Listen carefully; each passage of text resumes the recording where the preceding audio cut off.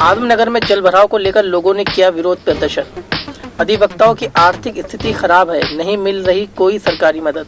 Hardman college के प्रधानाचार्य के ट्रांसफर रोकने को लेकर अभिभावकों ने अभिभावक संघ से की शिकायत। जिला कांग्रेस की नई कमेटी बनी, कहा कि आएगी प्रियंका सरकार, 2022 का चुनाव कांग्रेस जीतेगी।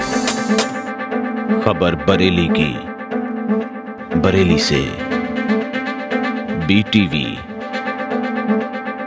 बरेली की आवाज। अब बरेली जिले में तेल व्यापारी समेत 4 लोगों की कोरोना से मौत हो गई है और 22 जुलाई को आई रिपोर्ट में 49 लोग कोरोना संक्रमित मिले हैं। अब मरीजों की संख्या 1037 हो चुकी है और मरने वालों की तादाद 40 तक पहुंच गई है।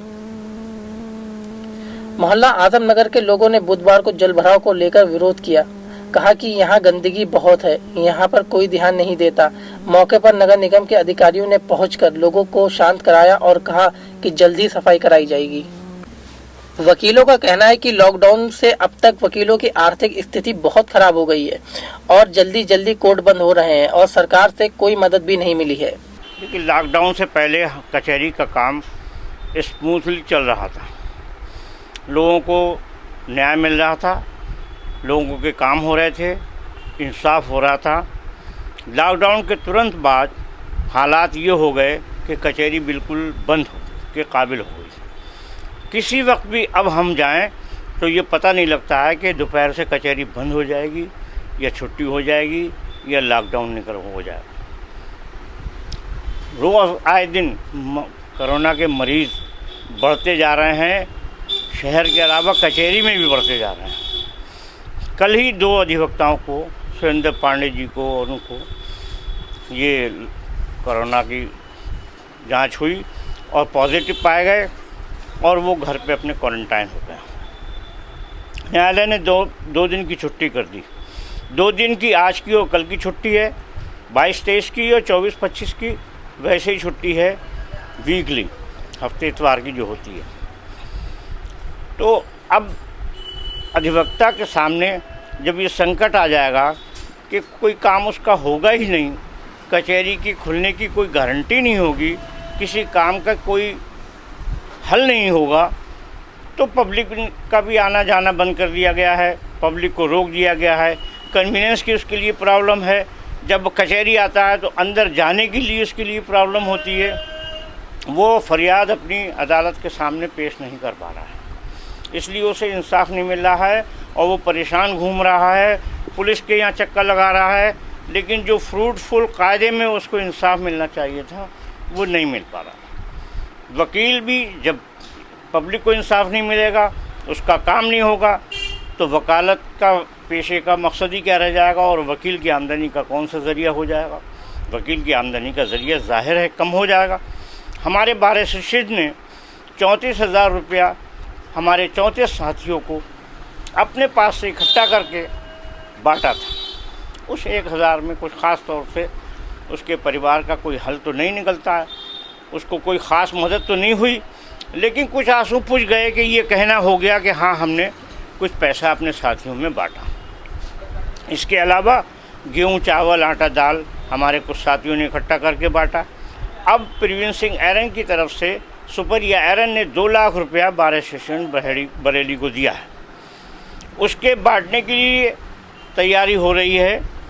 तो जो देर हो रही है या किसी वजह से नहीं बढ़ पा रहा है तो साथियों में बेचैनी पैदा हो रही है और अलग अलग ग्रुप बना के घूम रहे हैं। कोई किसी तरह चाहता है, कोई किसी तरह चाहता है कि किस तरह बंटना चाहिए। ये सबका मन है कि पैसा बंटना चाहिए, लोगों को मिलना चाहिए, लेकिन जो नीडी पर्सन है, मेरा कहना ये है सबसे पहले उनको मिलना चाहिए। जो ज़रूरतमंद हैं, जिनके वाकई हैंड टू माउथ हो गए हैं, जो बहुत परेशानी में आ गए हैं, जिनका कोई काम नहीं हो पा रहा है और ख़र्चा बढ़ता चला जा रहा है, बराबर होता चला रहा है। ज़मीन आसमान का फ़र्क हो गया लॉकडाउन से पहले और लॉकडाउन के बाद से।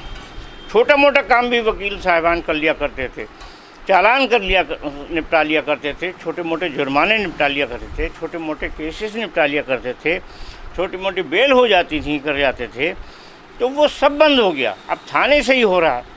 अभी कुछ दिन पहले जेलर ने पैरोल देना शुरू कर दिया, जो काम कोर्ट का था वो जेलर कर रहा है। तो वकील के पास कौन आएगा? वकील के पास क्यों पैरोल कराने की ज़रूरत होगी? जब अदालत में पैरोल सुनवाई नहीं होगी तो वकील कहाँ से एप्लीकेशन कहाँ लगाएगा? इसलिए जेलर को दिया हुआ अधिकार वो अब रोक दिया गया है और कोर्ट में जाने की इजाज़त दी गई है कि अब कोर्ट में जाएं और बेल कराएं। लेकिन कोर्ट बंद हो जाता है, रोज़ बंद हो रहा है। हफ्ते में 4 दिन अगर कोर्ट बंद रहेगा तो कैसे किसी का रिलीफ मिलेगा? ना सिविल में ना क्रिमिनल में उसको कोई रिलीफ नहीं मिल पा रहा। और ये बात अफेक्ट करती है कचहरी के पूरे कैंपस में, चाहे वो टाइपिस्ट हो, चाहे वो फोटोस्टेट वाला हो, चाहे वो वकील हो, जूनियर हो, सीनियर हो। जो कार से जा रहे हैं वो कार से जा रहे हैं, जो मोटरसाइकिल से जा रहे हैं मोटरसाइकिल से जा रहे हैं। ख़र्चा तो बेचारे कर ही रहे हैं, लेकिन आमदनी का ज़रिया कम हो गया है, बंद हो गया है। हार्डमैन में पढ़ने वाले बच्चों के अभिभावकों ने कहा है कि फादर पीटर का ट्रांसफर न किया जाए। उनके कार्यकाल में सब कुछ ठीक चल रहा है और 10वीं और 12वीं कक्षा का रिजल्ट भी अच्छा आया है।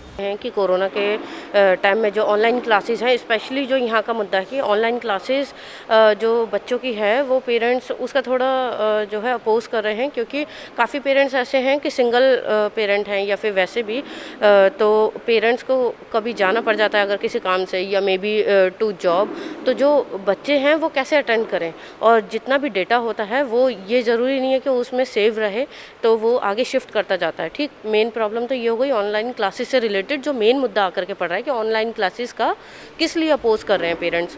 और दूसरी चीज़ ये रही कि जो फादर हैं यहाँ के अभी करेंटली जो फादर हैं, तो उनका जो कार्यकाल है एक तो 3 साल का ही है कुल, और अभी पूरे 3 साल भी नहीं हुए। एक तो सबसे ज़्यादा आहत ये चीज़ कर रही है पेरेंट्स को कि उनके टाइम में जो मैनेजमेंट है, अभिभावकों का कहना है कि बहुत अच्छे से सब कुछ मैनेज हो रहा है, बच्चों की पढ़ाई से रिलेटेड, चाहे डिसिप्लिन हो, जो समझ सकते हैं आप कि काफ़ी सारी चीज़ें होती हैं स्कूल में, जो इससे पहले जो है काफ़ी कुछ सुनने में आया था, जिससे छवि ख़राब होने की प्रयास हो रहे थे हार्टमैन, क्योंकि बरेली की एक शान है हार्टमैन कॉलेज, इसलिए। तो फादर के अभी करंटली फादर के जो कार्यकाल में है बहुत अच्छे से सब कुछ मैनेज हो रहा है, बट इतनी जल्दी उनका ट्रांसफ़र हो रहा है जो आज तक शायद हार्टमैन के इतिहास में आज तक नहीं हुआ कि इतनी जल्दी किसी फादर का ट्रांसफ़र हुआ है।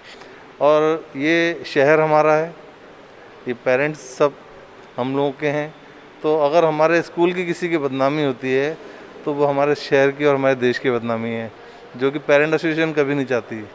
पेरेंट एसोसिएशन हमेशा पेरेंट्स के साथ है और पेरेंट्स ने बुलाया है, इसलिए हम लोग आए भी हैं। और हम लोग ये चाहते हैं कि जो कॉलेज के अंदर सुधार आए हैं वो और भी आगे बढ़ते जाएं और इन फादर का ट्रांसफ़र रुकवाया जाए। किसी भी फादर को इतनी जल्दी ट्रांसफ़र नहीं किया जाता। हम ये जानते हैं कि कहीं ना कहीं राजनीति है, कहीं ना कहीं इंटेंशनली ये काम किया जा रहा है जिसमें कि फादर का ट्रांसफ़र करवाया जा रहा है। और हम पेरेंट्स के साथ हैं, अगर पेरेंट्स चाहते हैं कि यही फादर रहें तो हमारी यही कोशिश रहेगी कि फादर ये इस पर पहले फादर का ट्रांसफ़र ना हो, जो मेन वजह है। और इनके आने से पढ़ाई वगैरह अच्छी चल रही है, क्योंकि मैं बच्चा निकालने को था पहले, फिर मैंने रोक दिया। बाकी जो इतने टाइम में जो पढ़ाई का पैकेज या ऑनलाइन हो रही है उस पर फ़ीस वगैरह पे छूट दी जाए। यही है कि फ़ीस का जो मुद्दा है उसको भी सोचा जाए कि इस टाइम पे कैसे फादर हम लोग कैसे अरेंज करें और फादर को ना चेंज किया जाए। 2017 में जब उनका ट्रांसफ़र हुआ, फादर पीटर विजयमैन जो वाइस प्रिंसिपल ने जब यहाँ इन दोनों लोगों ने एक साथ अपना चार्ज संभाला, तो एक बार पेरेंट्स की उम्मीद की किरण फिर से जागी और जागने के साथ वो किरण एक बार आशा में पूरी तरीके से आशा में ही बदल गई। क्योंकि 2017, 18 और आप 19, 20 का रिज़ल्ट अगर हार्टमैन का उठाकर देख लें, एक्टिविटीज़ उठाकर देख लें, तो आप ये समझ लीजिए कि मीडिया ने तक उसकी बहुत ज़बरदस्त तारीफ़ की है और बहुत अच्छा कीर्तिमान और चीज़ें जो है हार्टमैन ने यहाँ पर स्थापित किए हैं। फादर पीटर विजयमैन और फादर जो है बेसिल रुंडा के मैनेजमेंट में। तो हमारा ये मानना है पेरेंट्स का कि जब इतना अच्छा मैनेजमेंट रहा है और कोई शिकायत कहीं से कहीं तक नहीं है, और एक बार हम पेरेंट्स को फिर उसी गड्ढे में धकेला जा रहा है, एक कैसे फादर आएंगे कैसे नहीं आएंगे कितने, और ख़ासतौर से आप सभी को पता है कि कोरोना काल चल रहा है। एक प्रिंसिपल को काफ़ी समय चार्ज संभालने में ही और चीज़ों को समझने में ही लग जाता है, और अगर वो इन्हीं चीज़ों में उलझे रहेंगे, क्लास का उसका स्कूल का मैनेजमेंट ही नहीं हो पाएगा, तो आपको लगता है कि क्या सफल किया जाना चाहिए प्रिंसिपल को? मेरा मानना है, पेरेंट्स का मानना है, बिल्कुल नहीं होना चाहिए। इस समय कोरोना काल में जहां बच्चे क्लासेस अटेंड नहीं कर पा रहे हैं, स्कूल नहीं खुल पा रहे हैं, गवर्नमेंट ने तक इस चीज़ के लिए कहा है कोई ट्रांसफ़र नहीं होना चाहिए, तो फिर हमारे बच्चों का भविष्य क्यों दांव पर लगाया जा रहा है? इसलिए हम बिल्कुल भी इस चीज़ से सहमत नहीं हैं। हम रिक्वेस्ट करते हैं, शासन से रिक्वेस्ट करते हैं, हम अपने जिलाधिकारी से रिक्वेस्ट करते हैं, हम इनकी जो भी मिशनरीज़ की हाई अथॉरिटीज़ हैं, हम सारे पेरेंट्स उन सभी से ये रिक्वेस्ट करते हैं कि प्लीज़ इनका जो है वो ट्रांसफ़र एनी हाउ किसी भी तरीके से रुकवाया जाए। एक समय स्टेबल होने पर, चीज़ें होने पर मिशनरी अपना डिसीजन ले सकती है, लेकिन फ़िलहाल किसी भी हाल में इस समय जो है वो इनका ट्रांसफ़र ना किया जाए। जिला कांग्रेस की नई कमेटी बनाई गई। सभी पद अधिकारियों ने कहा कि कांग्रेस को मजबूत करेंगे और 2022 का चुनाव जीतेंगे और प्रियंका गांधी होंगी यूपी की सीएम। देखिए, हमारी आज अखिल भारतीय कांग्रेस कमेटी की महासचिव बहन प्रियंका गांधी जी, उत्तर प्रदेश के हमारे सम्मानीय अध्यक्ष अजय कुमार लल्लू जी, हमारी जिला कांग्रेस कमेटी की कार्यकारिणी बनाकर अनुमोदित कर कल भेजी थी। आज उसी संदर्भ में हमने सारे जो जिले के नवनियुक्त पदाधिकारी हैं, उपाध्यक्ष, महासचिव और सचिव, सबको हमने आज यहाँ बुलाया है और सबसे बातचीत कर रहे हैं, उनको बधाई दे रहे हैं और किस तरीके से अब आने वाले कल में हमें कांग्रेस पार्टी की मजबूती के लिए काम करना है, 2022 की हमें किस तरीके से लड़ाई लड़ना है, इसी के संदर्भ में हमने सब साथियों को बुलाया और मिलकर एक साथ काम करेंगे। उन्हीं सब कार्यकारिणी के लोगों से मैं मिल रहा हूँ और 2022 का चुनाव आदरणीय प्रियंका गांधी जी के नेतृत्व में हम लोग यहाँ लड़ने जा रहे हैं। और ये जो हमारी टीम बनकर आई है, ये जो हमारी कार्यकारिणी के साथी हैं, ये बहुत ताकत के साथ यहाँ 2022 की लड़ाई लड़ेंगे। हम जनता के बीच जाकर जनता के मुद्दों को जिस तरीके आदरणीय प्रियंका गांधी जी उठा रही हैं, आदरणीय हमारे प्रदेश अध्यक्ष जी उठा रहे हैं, उसी को लेकर हम यहाँ पर बरेली में रणनीति बना रहे हैं कि हम कैसे लोगों की समस्या उठाते हुए कांग्रेस पार्टी को मजबूत करें। मैं सर डॉक्टर मेहदी हसन, बरेली मुरादाबाद शिक्षक खंड से एमएलसी का प्रत्याशी हूँ कांग्रेस पार्टी से।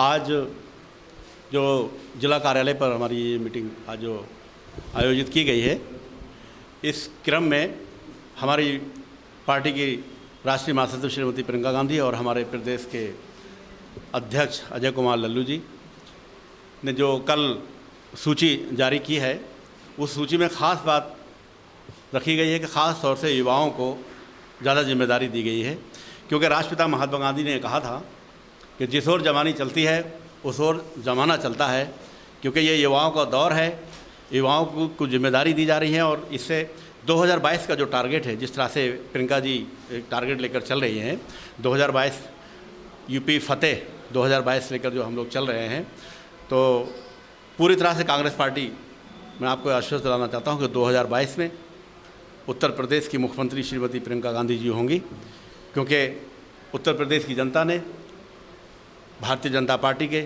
इस कार्यकाल को, लगभग 6 साल से ऊपर हो गए केंद्र में भारतीय जनता पार्टी को, और उत्तर प्रदेश में भी 3.5 साल से ऊपर हो गए हैं। जिस तरह से गुंडागिरी चल रही है, भ्रष्टाचार चल रहा है, लोगों की माँ बहनों की इज्जत आबरू जिस तरह से जो है उनकी इज्जत की धज्जियाँ उड़ाई जा रही हैं, क्राइम जो है बहुत ज़्यादा तेज़ी के साथ बढ़ रहा है, तो उत्तर प्रदेश और केंद्र की जनता जो है वो भारतीय जनता पार्टी से पूरी तरह से ऊब चुकी है। और मैं ये आपको आश्वासन दिलाना चाहता हूँ, आप देखिएगा कि 2022 में उत्तर प्रदेश में कांग्रेस की सरकार आएगी और 2024 में जो हमारा आम चुनाव होगा उसमें कांग्रेस की सरकार 100% हम ये उम्मीद दावे के साथ कह सकते हैं कि कांग्रेस की सरकार आएगी, क्योंकि जनता बहुत ज़्यादा परेशान हो चुकी है। मैं पाकिज़ा खान और कांग्रेस में जिला सचिव बनाई गई हूँ, पर कांग्रेस को मैं अपना परिवार मानती हूँ और जो अध्यक्ष जी ने हम लोगों को पद दिए हैं, जो प्रियंका गांधी ने, हम इसको आगे बढ़ाने का काम करेंगे। और जिस तरीके से कांग्रेस आज आगे बढ़ रही है उस बहुत खुशी की बात है, और इसी तरह से हम आगे सरकार लाने का काम करेंगे और देखते हैं सरकार से कैसे जीतते हैं, और इंशाल्लाह कांग्रेस ही आएगी, हमें उम्मीद है आगे कांग्रेस ही बढ़ेगी।